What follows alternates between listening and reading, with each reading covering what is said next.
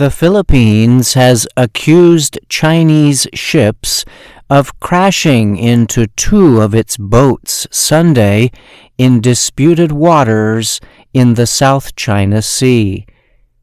Philippine Defense Secretary Gilberto Teodoro told reporters Monday he considered the incidents a blatant violation of international law. Teodoro said a Chinese Coast Guard ship and a militia boat had struck Philippine resupply boats. Philippine President Ferdinand Marcos Jr. called an emergency meeting with top military and security officials to discuss the situation. The incidents happened near a land formation known as Second Thomas Shoal in the Spratly Islands. The Spratly Islands are made up of many small islands known as islets and other land masses in the South China Sea. The South China Sea, one of the world's busiest trade routes, is rich in natural resources. China claims nearly all of the waterway as its territory, but others also claim parts of the sea. These include the Philippines, Vietnam, Taiwan, Malaysia, and Brunei. A Philippine security official told the Associated Press the incidents did not cause injuries and that damage to the ships was still being investigated.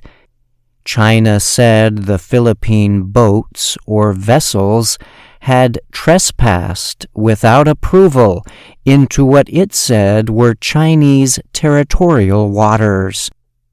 Chinese Coast Guard officials said the Philippine ships had ignored repeated radio warnings to leave the area. China's Coast Guard blamed the Philippine boats for the crashes, also called collisions.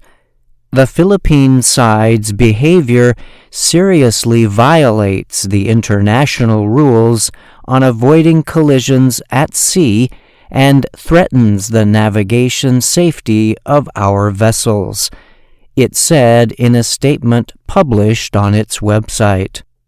Chinese officials said the Coast Guard was acting to stop Philippine ships suspected of carrying illegal building materials. China's foreign ministry and embassy in Manila issued official condemnations to the Philippine government over the incidents. Philippine diplomats in Manila called in a Chinese embassy official to protest the actions of the Chinese ships.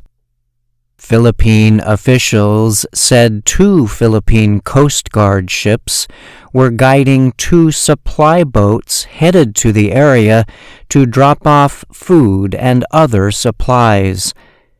The Philippines has a small military base near Second Thomas Shoal that has been under a Chinese blockade.